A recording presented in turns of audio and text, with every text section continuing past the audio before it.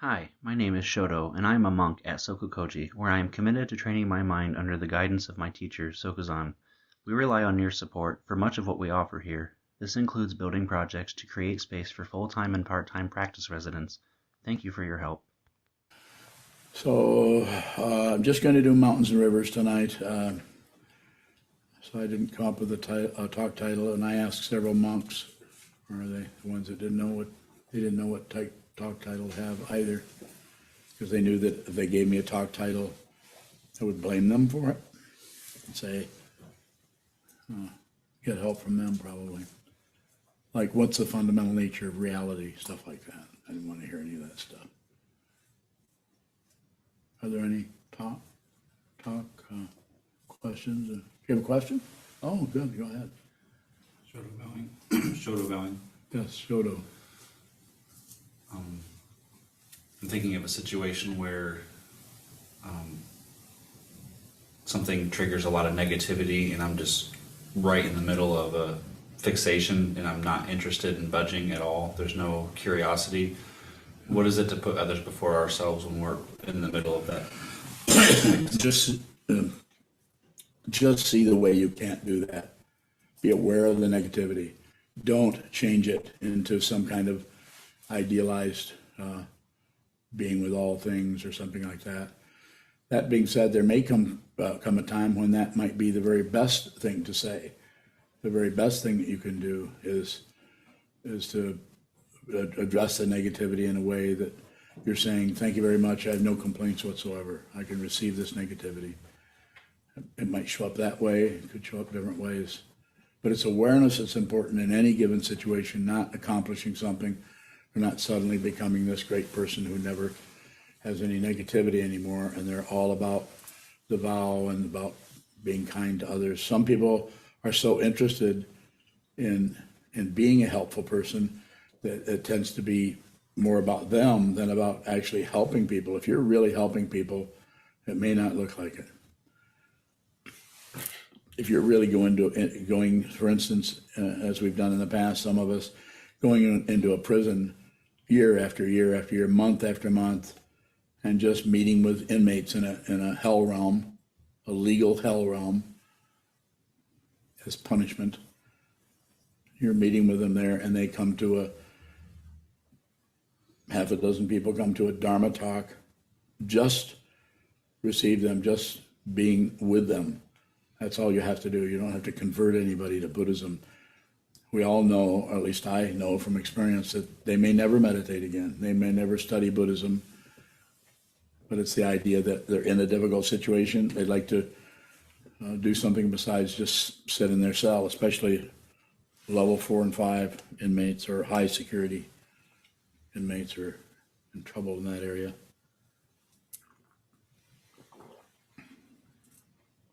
So don't fix anything. Look at the way that it's in shambles, or look at the way that even though you received this vow, look at the way you can't quite do that. This is awareness, awareness, awareness. Is not a success story. That's the mundane path. Very easy to get it confused that, well, if you practice and practice and practice, pretty soon you'll be able to play the guitar. Well, in this area here, on the spiritual path, if you practice and practice and practice, eventually you will see reality. Not just somebody's opinion, idea, judgment, or strategy for manipulating thousands of people, perhaps millions of people, using what? Bradley fighting vehicles. Abrams tanks. An M1 Abrams tank is just like a huge computer with armament. If you look closely at that, you would think, why would someone do this? Why would someone build something like that? But same thing with an atomic bomb. Why would you build something you can't use?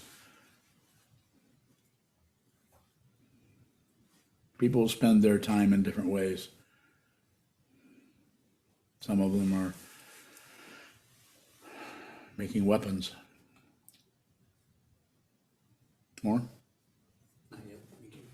Further questions, please. Wonderbowing, you said we will eventually see reality. Yes. How does that help save all beings? Because you're no longer adding to the confusion of the world. You are an individual being, and you also are not separate from all beings. So you actually, just like the Buddha 2,500 years ago, bless his heart, dedicated his life to others by teaching for what? I don't know, 45 years, something like that. What was he teaching? To see what this is, train the mind. The 3 marks of existence, suffering. Everything is suffering, not part-time. Everything is impermanent. All conditioned things will vanish. That means you are what you think you are. And then everything is without a center or without a self. But that is not, this isn't a theistic religion where you have to believe the Buddha. Sometimes it's taught that way, perhaps, but that's not the way it's seen over here. You have to hear what the Buddha said and try to see what he was pointing at. Those are the 3 marks.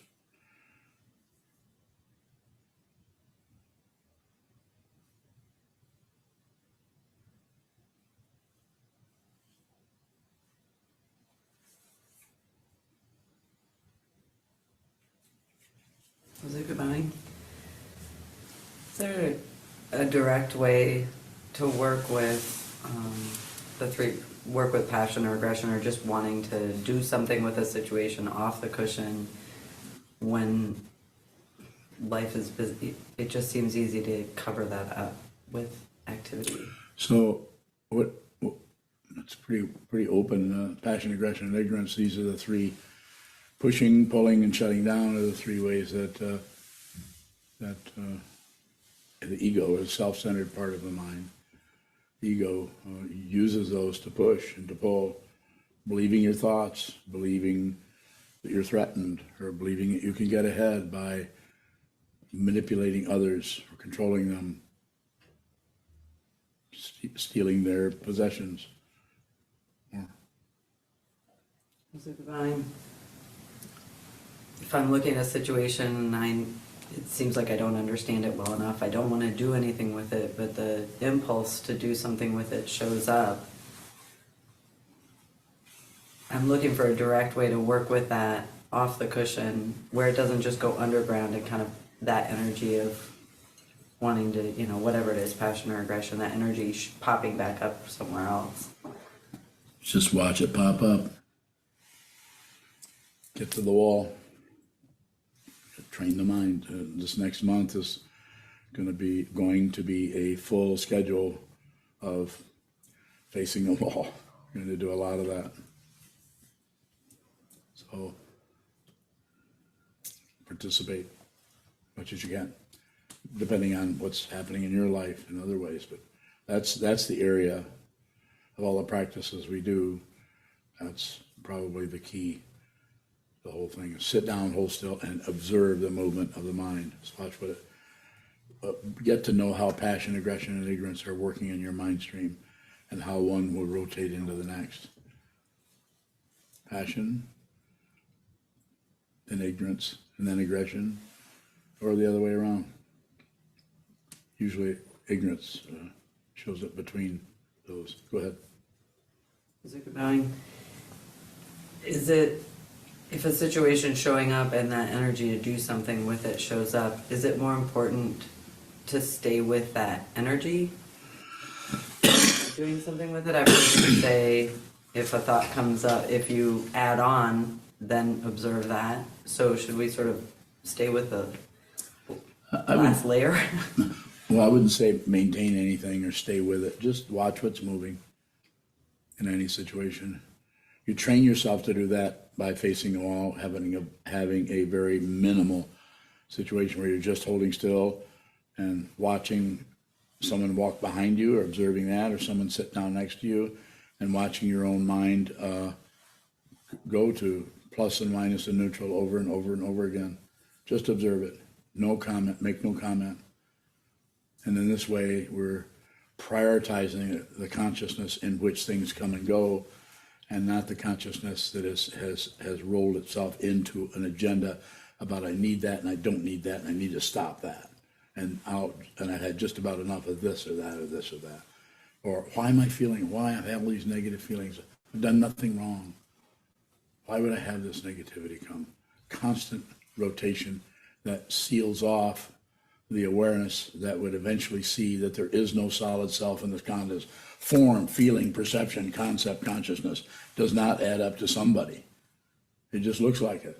But if you look in concepts, you can't find a self there. If you look in the body, there's no self in the body. If you look in perception, there's no perceiver there. There's just perception. Is that helpful?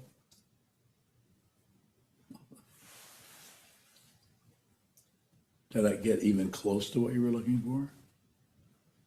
If not, I'll try it again. Should I try it again? Sure. Sit a lot. How's that?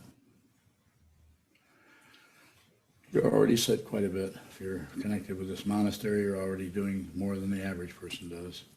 Sitting. Sit a lot. We need to sit a lot. It's not going to happen you can't think your way into this.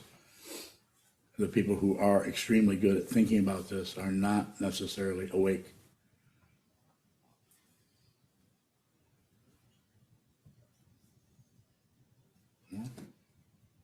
Less? Louder. How do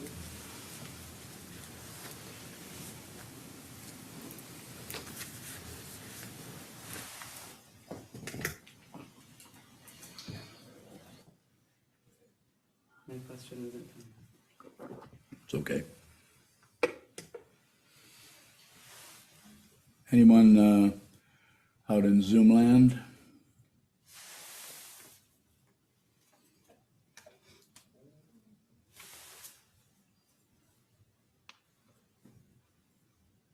Yes, sir. Shoto bowing. Sometimes you'll say it's worse than that. And I will. And it's better than that.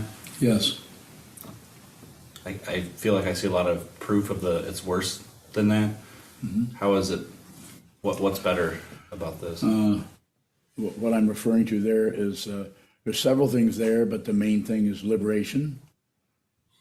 That there's complete liberation from conflicting emotions and any kind of jail or any kind of prison that your mind stream was keeping you in, locked into through ignorance. And that comes about through believing there's a self that can be hindered, believing there's a self that can do anything, including be enlightened. Ego can't be enlightened. Your true nature is already the case. Consciousness only.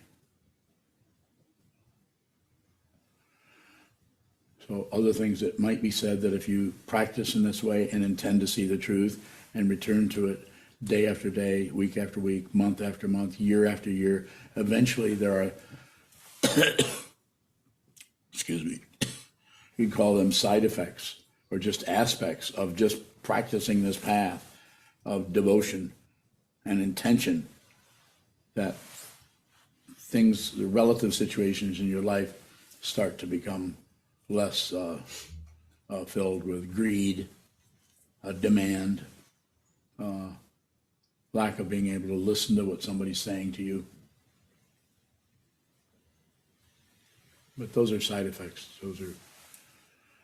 That's not something you're going for. You go to see the truth, and you might find that you're no longer, much to your chagrin, you might find that you're no longer at war with anything anymore. But that's a side effect, because it's a relative statement about something. But if you try to go to that, you try to practice in such a way that you become relatively more friendly, more sane, more, it's still relative. Anything that's built up as a success will come apart because it has dependently risen, and it's dependent, so it has to fall apart. It can't last.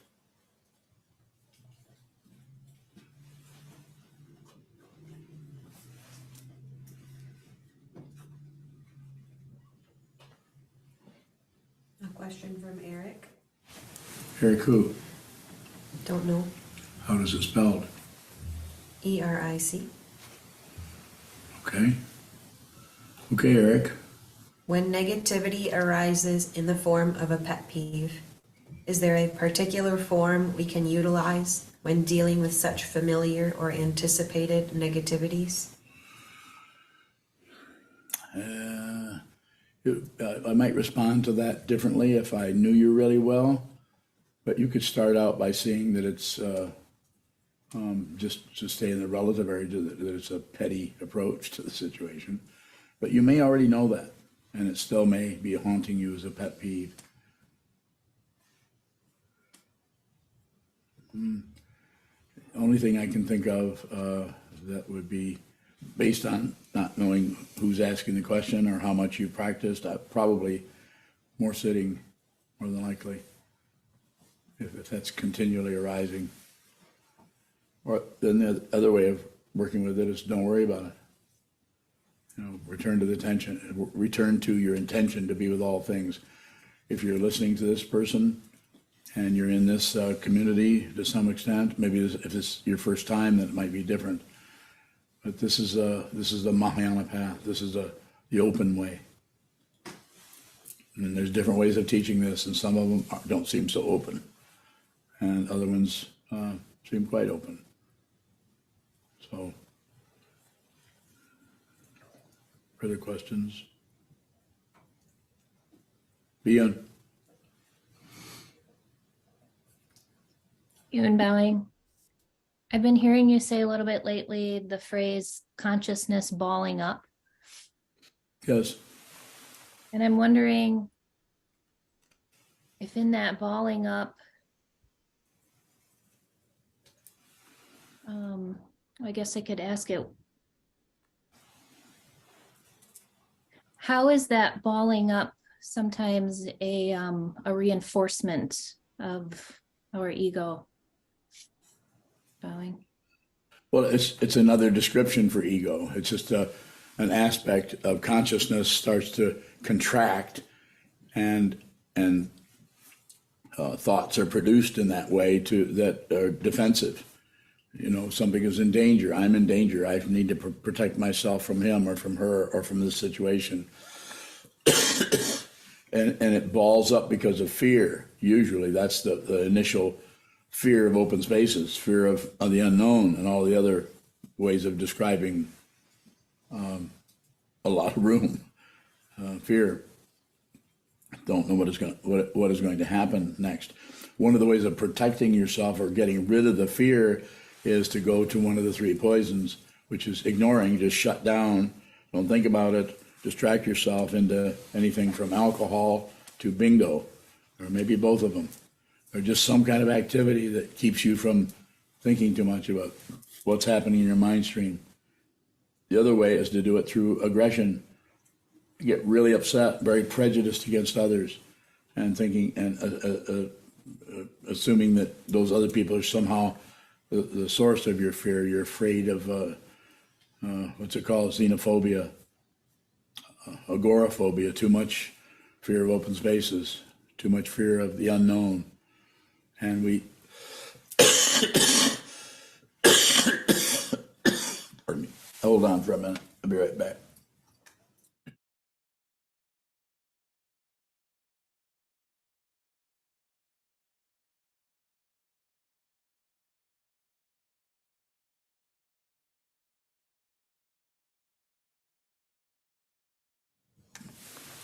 Okay. So the balling up idea is a way of describing ego. It just kind of coils up and makes knots, so that part of the mind stream in any person's mind is shows up as somebody, and it's very identified with the body. The five skandhas: form, feeling, perception, concept, consciousness. Those are aspects of that situation, and we may come up with intense aggression against others, fight with them because they're threatening us in some way, threatening us by not giving us what we want, or threatening us by not being in agreement with our whatever, anything from politics to the spiritual path or a so-called spiritual path. So it balls up and becomes a bundle of aggression and hatred and prejudice, or it could go in another direction, just become all balled up and be protecting itself with ideas and philosophies. And even Buddhism could come in. Someone who really knows a lot about Buddhism could use that as to go against some other form of Buddhism, like the Sokuzan attacking the Rinzai Zen, or some crazy idea like that, as if one person is somehow better than others. It's just another form of ignorance, or another form of warfare. More, Biyun? Bowing. Sometimes it feels like I'm missing something if I'm not in a state of being balled up.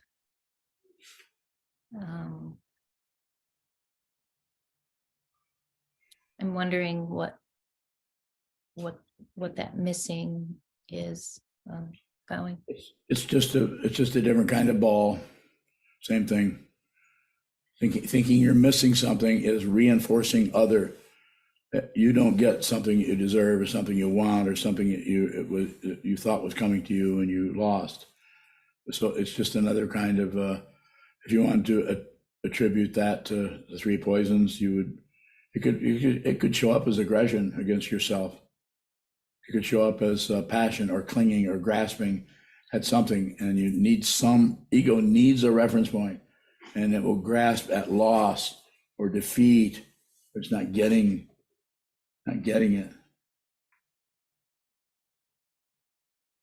So, and what's to be done with that? Be aware of it. Just be aware. Don't fix it or correct it.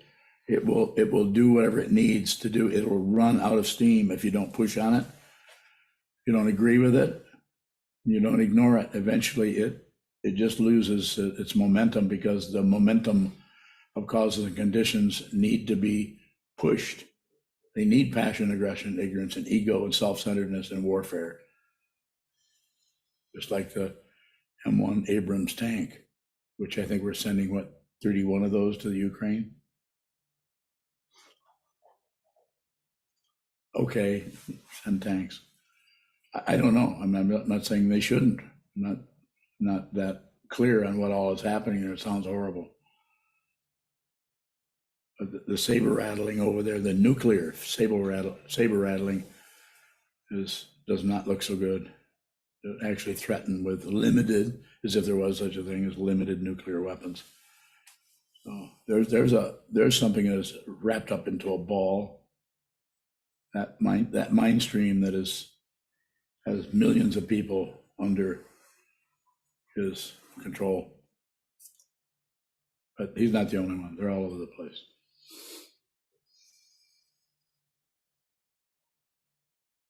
Please don't hesitate if you have a question. Yes, sir. You often say that we don't have to get rid of anything, or even nothing happens. So can that ball of consciousness show up without us identifying with it? Yes. And if you don't push it, you don't do anything with it, and you don't ignore it, and you don't explain it or elaborate on it or validate it through your magical mystery tour in your mind. Don't give it anything other than your attention. Just receive what it is. Receive that knot. Receive that fist. Look at it. It cannot persist. It cannot stand as an independent thing, the heat of awareness. It will come apart. But it's not going to happen in 3 weeks. Go ahead. Shadow bowing. So can that not show up? We don't push, pull, or ignore it. Can it still have a lot of time to keep showing up like that? Yes.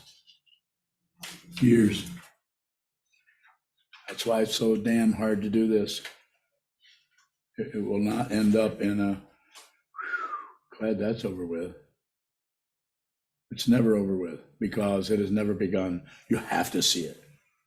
You personally, everyone here, everyone on the screen, This is a spiritual path, not the mundane path of getting somewhere. There's nowhere to get.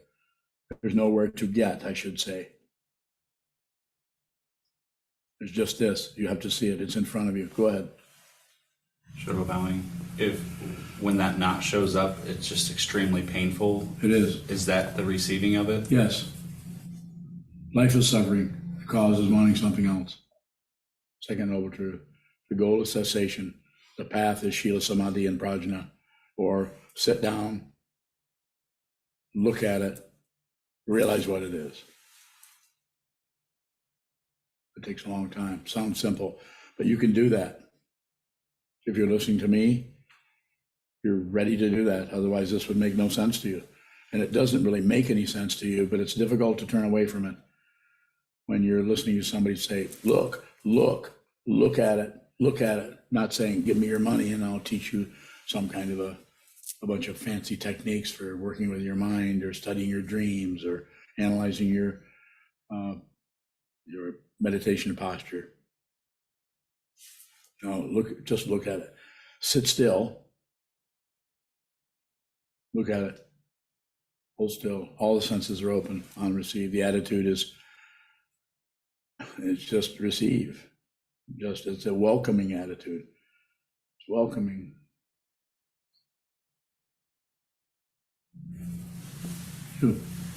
Sokuzan, how can I work with things that seem like they're in the way of my practice, like my job, without wanting something else? Just set up a form, relate to the form. You have your job, you need to make some money, so you have your job. Some people don't have jobs. You have a job. And you also have a spiritual path. You have a practice. You don't live in the monastery, but you're part of the monastery. You live close by. And just use the forms. Return to the forms. These forms are set up so that to help you, because I know how hard this is to do this without forms. I'm as lazy as anybody here, maybe more lazy. I don't want to do it. I don't want to practice. We were talking today about, I don't want to do this. I know what that's like. I say, well, do a little bit of it and sit for 5 minutes. Strike the bell, make it a whole form, strike the bell, sit for 5 minutes, strike the bell, get up and go hang out with your thought patterns or your subconscious gossip or whatever you want to call it. Use the forms. And don't particularly try to cover up how you're feeling. Just what you're feeling here is genuine. You don't feel so good about it. First noble truth. Life is suffering. And that is not nihilism, nor is it extra negativity. It's just the truth. And each person will experience that differently. More.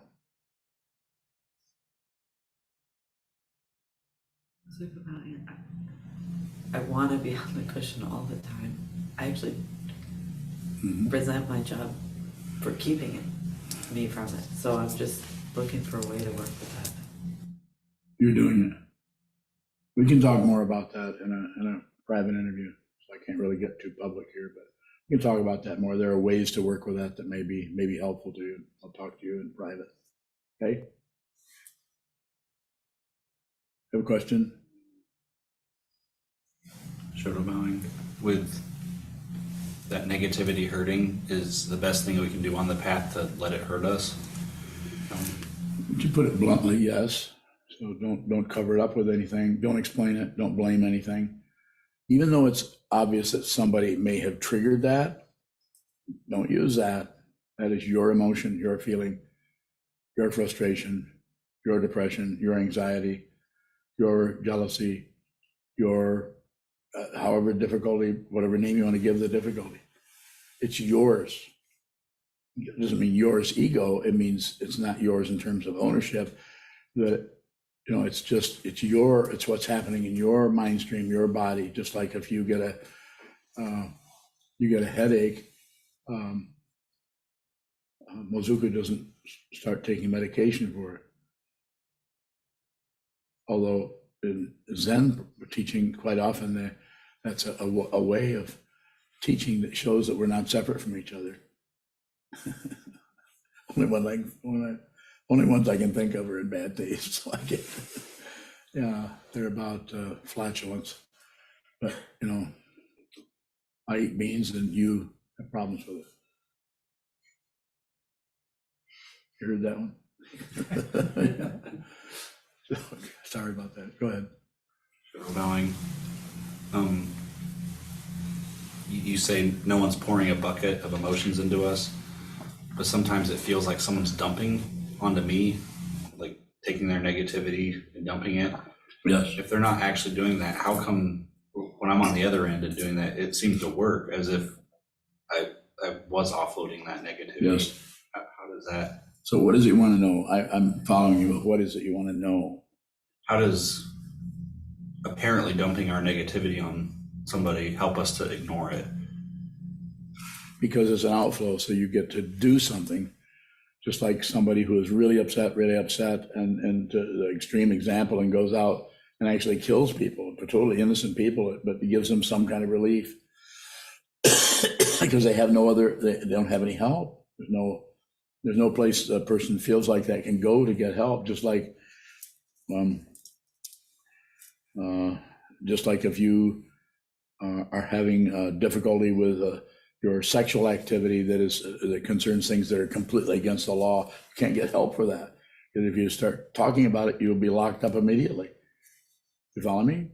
Yeah, you can't really get help if you're in an insane society that's all about making money and controlling people and trying to look like you're helping people.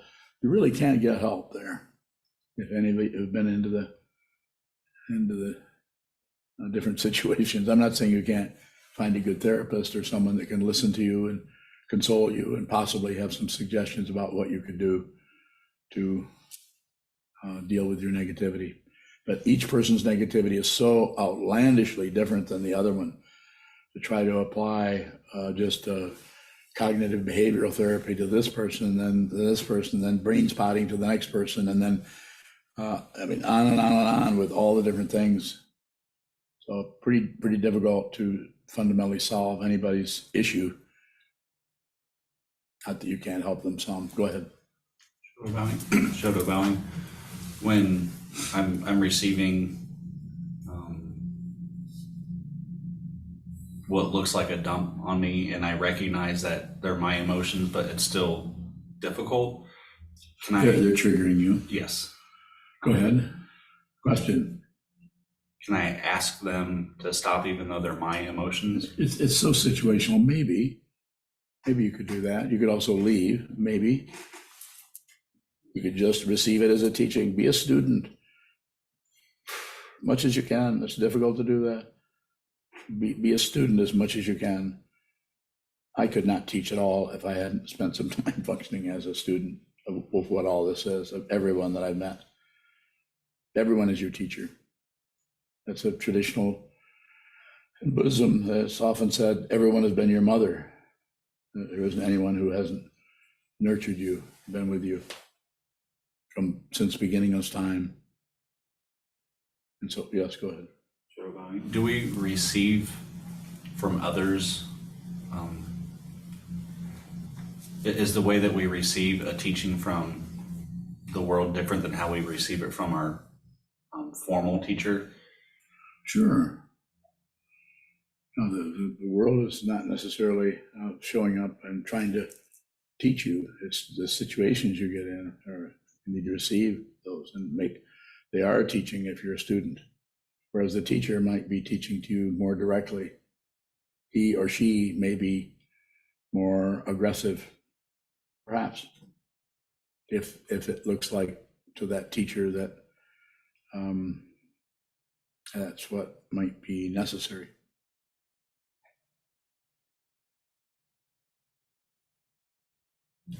Question from Brian Kring. How can we keep the desire to see it for ourselves, as you say, from becoming something I am trying to get? Just watch the demand, or watch the kind of greediness of wanting to get something. Just look at that. Don't get rid of it. Just look at that. And if you don't push it. Don't go at it with aggression, trying to get rid of it. And you don't fluff it up. And you don't distract yourself from it or cover it up. Then you're just observing it, and that will wear out. There's no guarantee, because then you would ask me. I said, yeah, I can guarantee you that will move, because I don't know how long that will take. I don't know how embedded that kind of, if I use the extreme word, greediness is in your mind stream, that you have to have something else. So as I think I quoted Papaji, the Indian guru of the non-dual teacher of the previous century, said, give up the search. A simple instruction to his students was, don't look for anything. It's this. Don't look for anything else. It's this. It's right here.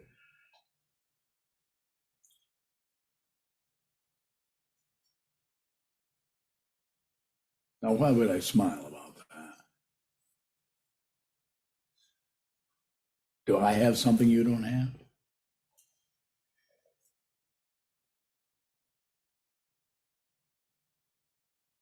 I saw that.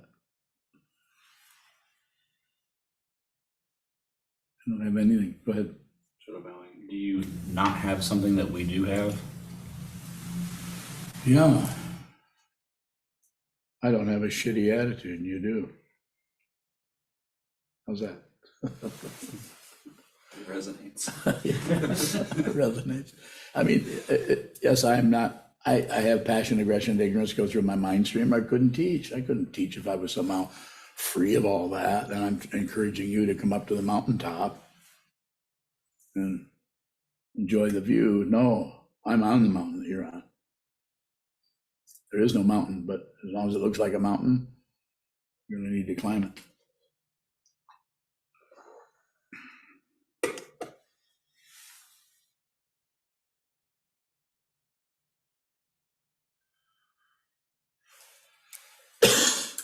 Wunderbar.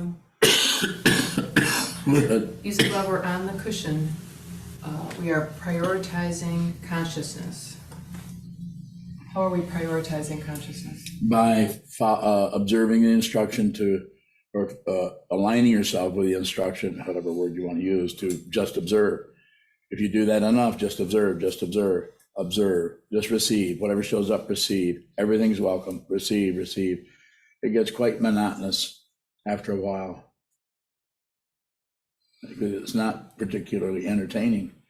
So it can be monotonous. Do it anyway.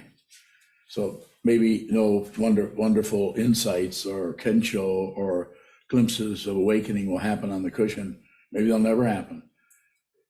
But the idea there is to train your mind so that when you're in post-meditation, you're off the cushion, is that more receiving is likely to happen there, because you've just taken that blade to a whetstone, that mind to the wall, and sharpened that blade.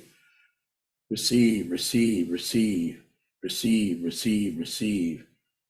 The blade receives that stone. That stone is not fun. Just hold still and just watch what moves in the mind. Not fun. Not entertaining particularly. But then when you go out into the world, you may not even notice it so much. You may still be flooded with doubts and with opinions, ideas, guesswork, speculation, thoughts about this and that. But there will be, over time, there will be more and more ability to, or more just natural response to everything, to receive it, to listen to what people are saying to you. Not think up what you're going to say next. Have you noticed, if you're talking to someone, quite often they're looking at you, but you know they're thinking, you can see it, they're thinking, because you've been receiving. You don't miss much. You look into somebody else's lives, you can see they're either receiving something, they're in the midst of receiving thought patterns about what they're about to say to you next. They're not even listening to what you're saying. They're all ready to respond, but they're yabat or whatever. It's happening all over the place. Wunderbar. Can we dull that consciousness quickly off the cushion when we're being involved in our work, and the work is pulling us into being efficient and multitasking. Well, it can be challenging, of course. If you're all involved in your work, that could involve all different kinds of mental processes that go on depending on what kind of work you do. But there will be more than likely will be a lot more spaciousness around those activities, and could actually be more difficult because you might be in the process of not covering up so much in your mind stream, being more aware of who you are, what your motivations are, what you really are after, and what you are shutting down on. Those get more and more powerful. One of the last things to go is self-deception. Self-deception actually fuels the imaginary self or the ego or the seventh consciousness, if you're talking about the Yogacara structure of the 8 consciousnesses. The seventh one is the paranoid one. It's the last to go, if it ever goes. So what is the biggest self-deception? Thinking that you are somebody. Or that you can somehow get rid of ego. You can't get rid of ego, but you can see that it is unreal, insubstantial, and it's a fool.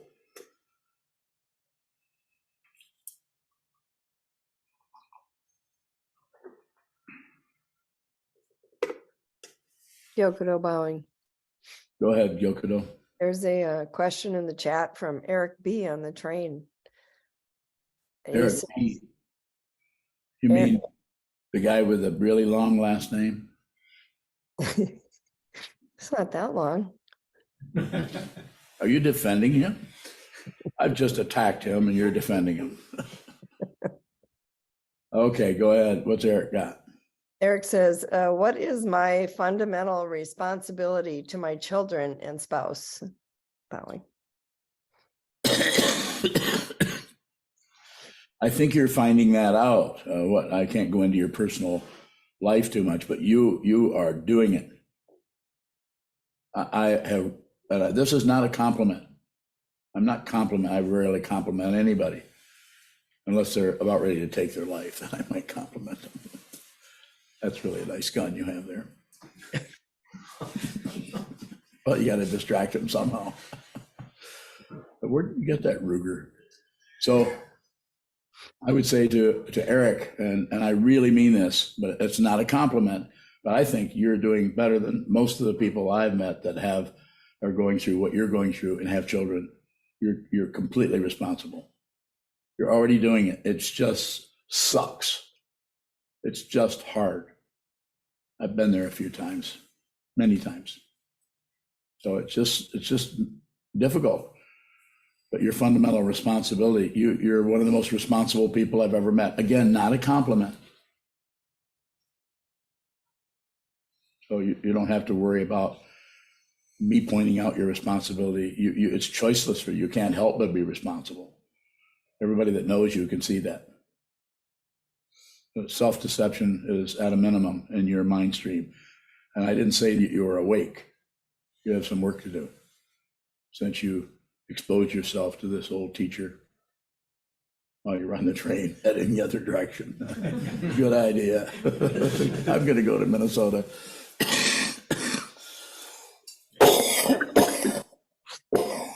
Pardon me a minute.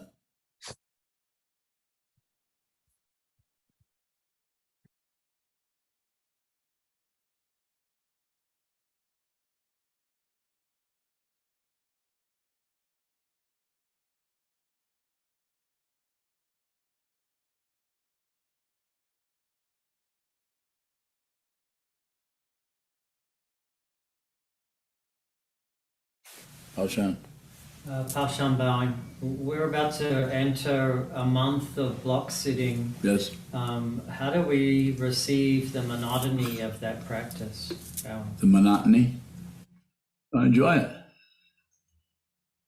It's actually, and I mean that. It's actually, if you can get into the form, sit down, hold still, watch the movement of the mind without grasping, rejecting, or shutting down or distracting, or setting up, especially the distracting. It's very easy. I won't say it's easy, but it's possible to find a way to just turn off what's showing up so you can be there for 3 hours and not even having any idea of what just happened. Sometimes called a jhana state. Not interested in those. You want to do those? Pretty good hideout for a while. Sometimes called samadhi. Samadhi is right now. This is samadhi. Realize it. More? Paushan, if those states of mind happen without us trying, what do we do with it? Bowing. Of what? Of mind? If like a jhana state, or Yes. if I, hear the bell and go, oh, where have I been? Yeah. That's Is just enough to just observe. Don't worry about it. No, you hear that? Lucky to have the bell. It might have been there for years. That's why we have the bells. No, if you hear the bell, then you weren't in a jhana state. FYI. Further question? Another one? I'm looking at you. Yeah, I think I am. Yeah, I'm looking at you. No? You don't have one? I'm over here, see? Yeah. Get out of the picture, will you? Yeah. You don't have one, okay. Ondo. Ondo, go ahead. Audubon, you said earlier that ego needs a reference point. Yes. It needs other. It needs a problem, it needs a person, it needs somebody that caused something. It needs an environment that it's winning in, an environment that it's losing in. It needs. Oh, it needs something, someone to blame. Or even blaming oneself, which can cause shame and feeling you're not worth anything. Which is just another form of pride. There isn't anyone. So the whole idea of worth is not, doesn't work.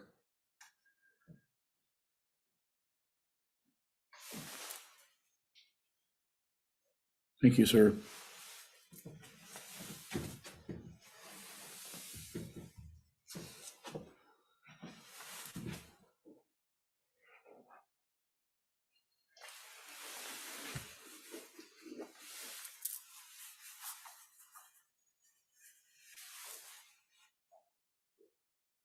Kenzan bowing. Yes, sir. What's your recommendation regarding intoxicants, especially like in the form of entertainment? I know you discourage alcohol, at least on the premises here. Yeah, here I do. I just wonder out in waking or daily life what your thoughts on that are about it. I'd be fine with that. Do a little bit. I mean, some intoxicants or some things are really intensely habit forming, as you know. But everyone is different in that area. Some people just can't use them because it just turns into a mess. So I'd say keep it to a minimum, but you don't have to not drink alcohol, if that's what you're asking about. It's more about like media, consuming media Yeah, as a sort of intoxicant or a yeah. distraction. Oh, I watch Netflix all the time. I love movies. So it might be, I don't know. When you think that's an intoxicant for me? Yeah. She thinks I'm intoxicated by Netflix. Or TikTok. I watch TikTok too. And some of that is it's entertaining or it's fun, it's distracting, but also it really helps me see what everybody that I'm talking to is dealing with. And that's a justification. Not really. I don't need any justification to do anything, but it's helpful for me to see what is happening in that whole area. Watching movies even is very interesting. listening to music, which I used to do a lot more of that previous times. I actually invented the Walkman. You probably know that. I did. I paid $250 for a realistic cassette recorder this big, and then found a earphone for it and hooked that on my side while I was buffing the floors in an office complex where I worked. So I invented it. I think they came out with it a year later. Somebody saw me doing that.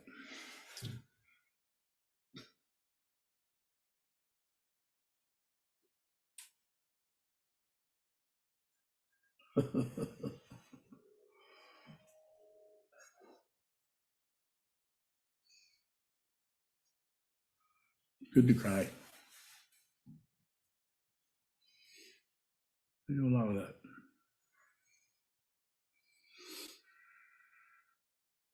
I have 34 windows on here.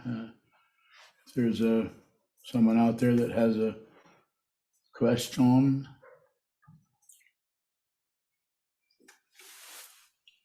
Kayun Bowing, Go ahead, Kayun. what is self-care without self-worth, Bowing?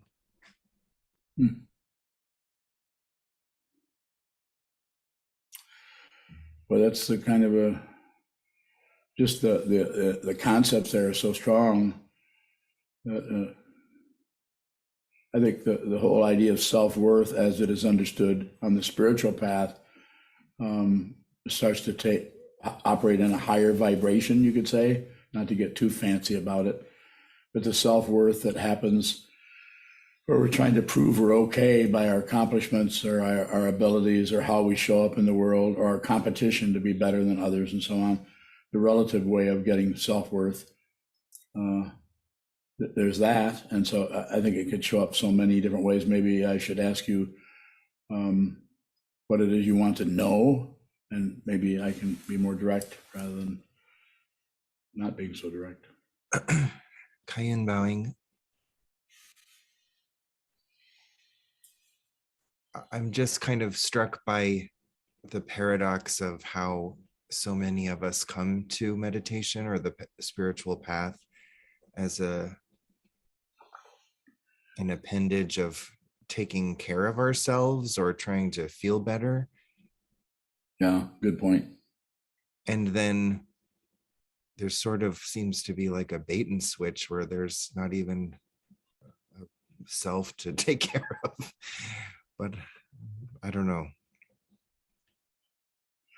Well, I don't know. It's probably quite variable for everyone, but I think it's important to take care of yourself and take care of your health. And insofar as you understand your health, there's so many ideas out there and messages, and people are in all kinds of desperate situations with different diseases and afflictions that makes it, and it's very complicated. So I don't know, we do the best that we can. That's one in the monastery, as you know, even though you're here and you make a commitment to practice and observe the forms, if you're sick, you're sick. If you're feeling ill, no matter what it is, even if you just don't feel like coming to the forum, all you have to do is say so. Because I know, and everyone here knows, that there isn't anyone here that's here for the hell of it. We're all here because we're serious about training our minds, and we have some really strong forms, and you may be able to do some of them, you may not be able to. You may not get enough sleep. I know people who don't get enough sleep. And so that may be all you'd have to do is communicate, is take care of yourself. I think I often say that to someone when they're having difficulty with, and they say, I'm going to go here, go there, need to do this or that. I'm all about taking care of yourself, not forcing some kind of obedience to the form. You don't obey forms, you observe them. And then you know, if you're observing the form, you know, well, I could do this. I could sit here for the 4-hour block sit, and then halfway through, you're having some difficulty, get up and leave. You don't have to explain to anyone. You might communicate and let people know that you're not going to be there. So I don't think we have a great deal of problems with that. Maybe some people have problems with it that I don't know about, but it seems like it runs fairly well considering the difficulty that people have. You're the Shuso. Do you find any problems with any of that? No. We just work with people where they're at, and everybody's is different. You know, so some people just jump on a train and go to Minnesota and get away from the whole thing.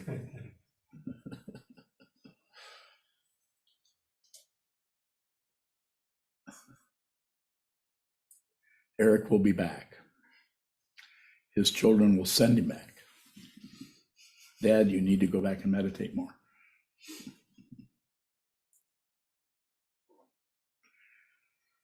Is there a final question?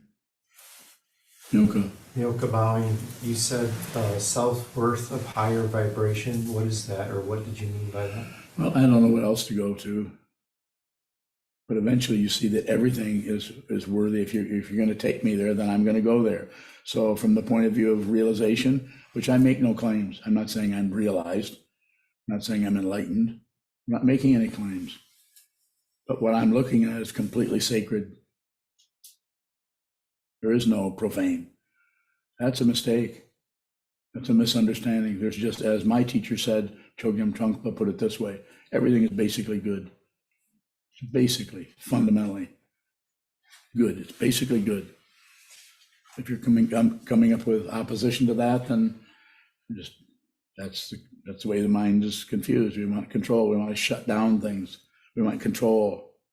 We don't want basically good. We want control.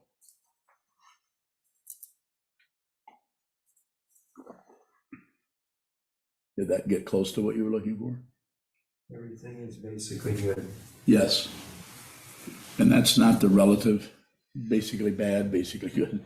It's just good. It's just basically good. In the midst of this, reflect on it for a moment. Reflect on it for a moment. I often say, go look in the mirror. This is an incredible gift of a human form that you are given. And not only that, but you're given the illusion of personhood. You're given the illusion that you are the situation that consciousness was downloaded into. What an amazing gift you were given. And what do you do with it? You fight with it. You destroy it. You trample on it. You don't want it. You don't like it. It doesn't fit right. People aren't treating you right. We're all a bunch of big babies. Demanding something else. Second noble truth, wanting things to be different. The Buddha came along and saw this after he worked on it for quite a long time and pointed that out in several different ways over many years, 45 years, I guess. Was it 45 years? The Buddha's teaching career? I think so. Okay.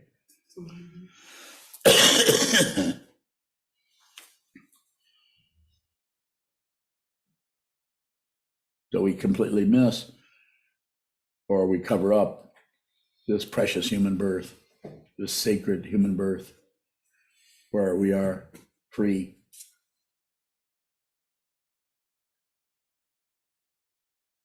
Relatively free, anyway, for a while. I don't know how long it's going to last. And well favored in that our mind, everyone here, your mind doesn't still have 34 windows open, so no one's left right now. Although they may any minute, but your mind is you're well favored. That's a very important thing to say, because most people are not. They're clogged up with their beliefs, their opinions, and they're scared to death of things so much that they'll just grip down on political positions and hide out in that ball of whatever that is that winds up and turns into a knot in the mind stream.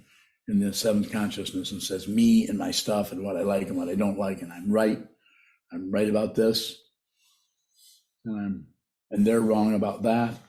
Or maybe it goes the other way. I can never get anything right. I'm a terrible person. I'm never gonna amount to anything. I don't even know why I'm here. Or the other way is you're completely plagued by some kind of physical disease or misery, which I know have several students that are wound up in that kind of situation.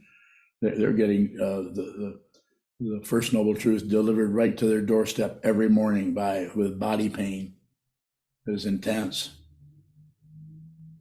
What do we do with that? Why would we have body pain? The why question doesn't work. What is it? It's suffering. It's your own personal suffering. So insofar as you can, receive it. That doesn't mean don't take ibuprofen or get physical therapy or some other way, of course. Do whatever you can to lighten that up. But it's suffering. And some people can't do that. The people who are being bombed out of their homes in Ukraine can't just meditate. Very good. I guess we can close then. Thank you so much for coming and attending. Thank you for your questions.